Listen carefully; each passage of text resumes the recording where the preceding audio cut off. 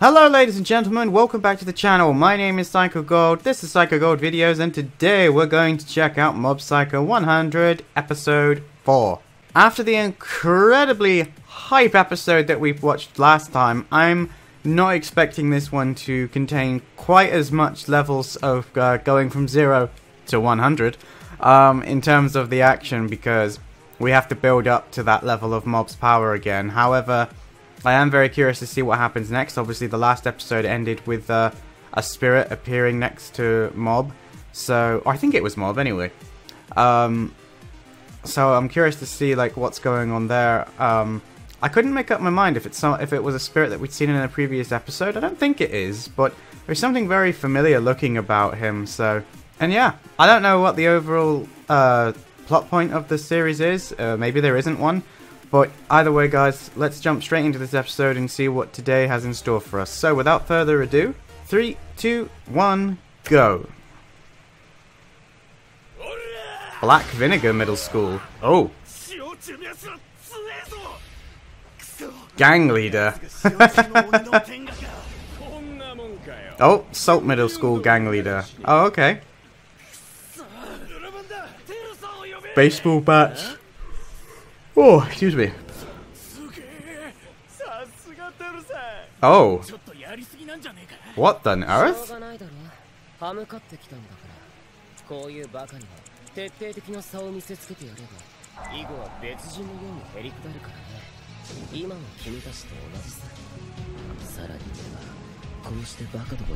Oh, I was gonna say, he must be... Yeah. He's got to be another spirit, right?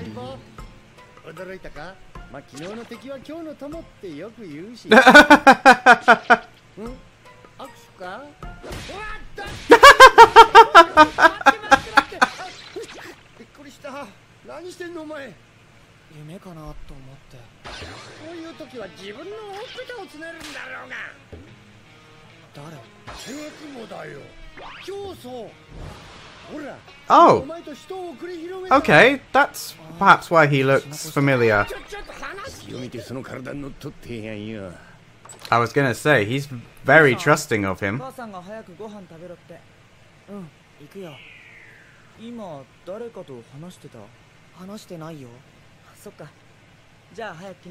Oh, okay, so he can't see the spirit, so that answers my question as whether or not he's psychic as well.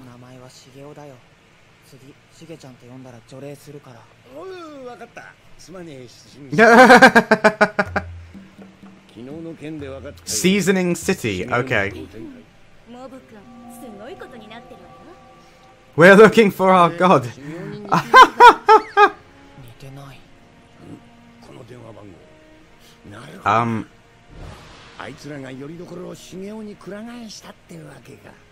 Those are very odd looking phone numbers.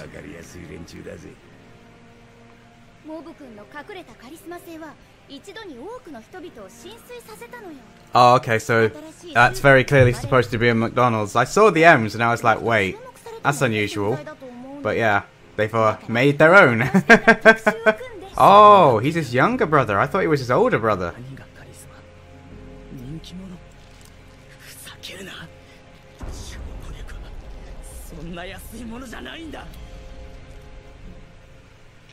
Yeah, he wants the psychic powers too.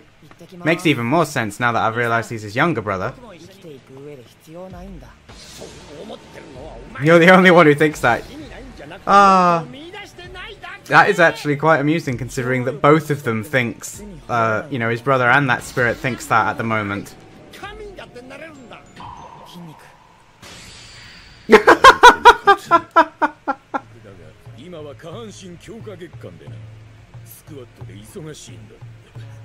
I love how, like, huge they are.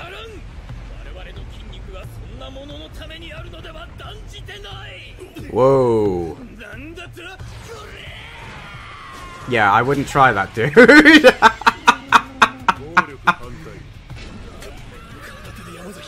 Oh, we've got 28% progress towards Mob's next explosion. Interesting. I really like the Body Improvement Club. Like, they're really not conforming to stereotypes of people who are, you know, typically like muscle heads. I quite like that.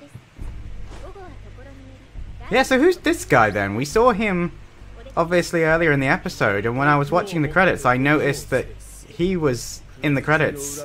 And interestingly, I also saw that he seemed to transform into the white being that we saw in the very first episode, which I always thought was Mob. So is he another psychic who's fairly powerful as well?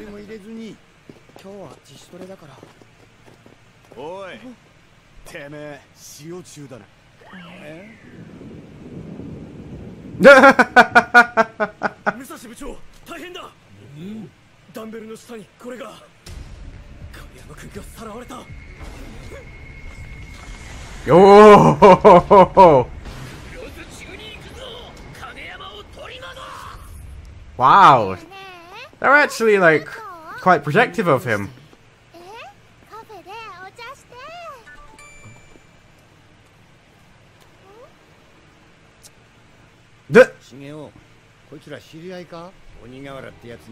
I don't actually understand what taking him hostage is going to achieve, and why on earth they have ropes is another question that we won't go into. Oh, okay. Right. That guy's creepy. Let's not go there.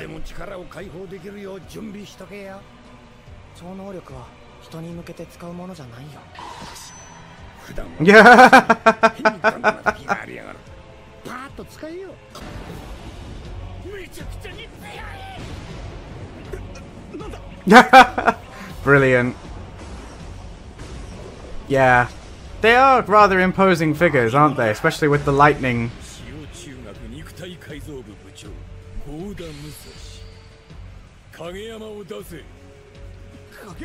For people who reckon that they don't think fighting is very effective, they seem very well versed in it.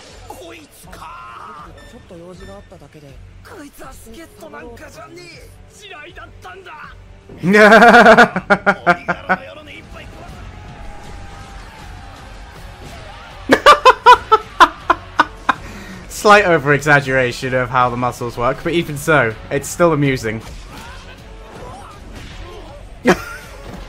Are they also martial artists as well as gym nerds?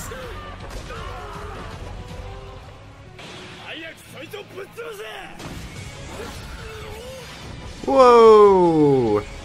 Yep, he's definitely a psychic.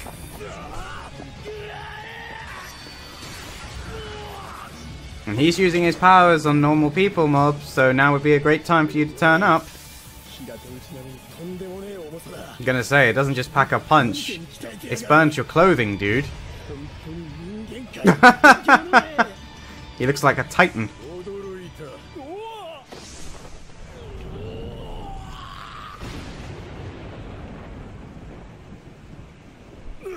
Seriously, Mob? Your friends turned up to help you, despite the fact they don't really know you, and you're just letting them essentially get beaten up by this guy who is very clearly psychic. Oh, there we go. Finally.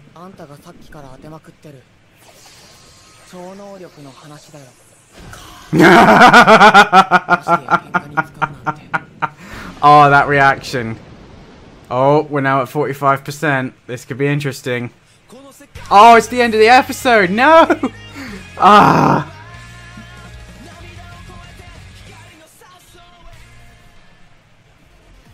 Well, there you go, ladies and gentlemen. That was episode 4, and oh my, what a way to end an episode. I am thoroughly excited to check out episode 5. That episode was very different. Like I said, it's a really weird show to try and predict where the storylines were going. I wouldn't have foreseen that we were going to get dragged into a gang war. And the spirit from the previous episode was going to start following Mob around and try and like corrupt him / possess him and try and convince him to also be his partner. So I think I'm just going to give up trying to work out where this show's going. However, the introduction of this other psychic, I was like, oh, okay. So we've got somebody for Mob to go up against. This could be very interesting. And then the way that they built up the Body Improvement Club, and I like the way that they're developing, like, they do genuinely seem to care about each other, and even Kageyama, despite the fact that they don't really know him. Also, I thought that was pretty cool, the way they like kind of came in and went to rescue him. And then obviously like I said, when the Shadow Dude turned up, I was a bit surprised that Mob didn't actually step in and shield them in the same way that they were shielding him from regular people. Like, that seemed really weird to me, but I suppose that goes hand in hand with the fact that he suppresses his emotions most of the time, so he doesn't really think about it in that regard. But I did love that reaction, though, when he used his psychic abilities to take the ropes off him, and Matey was like, wait, what? Perhaps he doesn't, you know, maybe he isn't aware of the fact that other people out there can also be espers, and he's never come across somebody else who has psychic powers, so as far as he's concerned, he's special, he's the only one, and he's never had anybody who can, you know, counter him as such. Or maybe he has, but he didn't think it could come from him because, like he said, he barely registers. You know, nothing really emanates from Mob because Mob's pretty good at keeping himself invisible, essentially, so that nobody notices him, whether it's psychic powers or physical abilities. Just took a second to readjust, guys. But yeah, no, I really thoroughly enjoyed that episode. I think that Mob himself, you know, the dynamic between him and his brother was an interesting one. The funny thing is I actually do remember thinking in one of the previous episodes that it was weird he was calling him Nichan, because I remember thinking that I thought that it was only if he was his older brother that he would say that. And I was right, because, like I said, for some reason I thought that he was the older brother, not he was Mob's younger brother, so that's kind of interesting. Again, like, it seems to depend what scene he's in, but he looked way taller than Mob. Now that in itself isn't a testament to age. My younger brother is taller than me, but it was just one of those things that everything made it look like he was the elder brother and he was the one who was kind of like looking after Mob. But seeing the family dynamics, seeing the way they are in school, now it kind of makes sense. Like, Mob doesn't really have the same kind of social development that most kids get, and his brother clearly has. You know, it's like the school reporter said, you know, he's fairly attractive apparently. You know, he's good at sports, he's good socially, so it seems like, you know, they couldn't be more opposite in terms of personalities if they tried, or in terms of what it is that they've chosen to develop as life's gone on. But obviously his brother is envious of him because he wants the psychic powers. He thought that was normal and he thought that he would just get them, and you know, he grew up with them being a part of his life, and then he didn't get them. So unsurprisingly, he feels not resentment, I think. I don't think he's that kind of negative person, but he is a bit resentful of the fact that, you know, he didn't get these powers and his brother doesn't really use them. But then it's a bit like that Spirit said, if somebody else had gotten Mob's powers, the world could look completely different. And it's like, yes, it could, but it doesn't mean that it would look better. You know, a lot of people would just use their powers for their own personal gain. And the funny thing is it looks like we've met someone who's pretty much doing exactly that. So it will be interesting to see their clash, which I suspect will happen in the next episode. Both an actual clash of displays of their powers, but also a clash of morality and viewpoints. You know, to quote Obi-Wan Kenobi, it's all from a certain point of view. And I think that Mob's attitude of you shouldn't use your powers against people who don't have them is definitely going to come into direct confrontation with this new character's viewpoints, who's clearly been using his abilities to basically get whatever he wants, whenever he wants. Which I think, in all honesty, is the more likely outcome of most people, especially kids, getting powers. But overall, I thought it was a great episode. I'm really pleased with that episode. It's definitely left me on a cliffhanger that makes me want to go and watch the next one straight away. Which this show's actually pretty good at, thinking about all the episodes we've watched so far. So, yeah. If you enjoyed this particular episode, don't forget to give it a thumbs up and leave a comment down below letting me know what you thought of this episode. If you're new around here, don't forget to click that subscribe button and ring the bell to get notified, because YouTube is annoying. And just as a reminder, guys, if you can't wait, if you want to see the rest of this series straight away, entirely uncut, then head on over to my Patreon page, where they are all waiting for you. If you want to choose to support me, they are all there for you right now.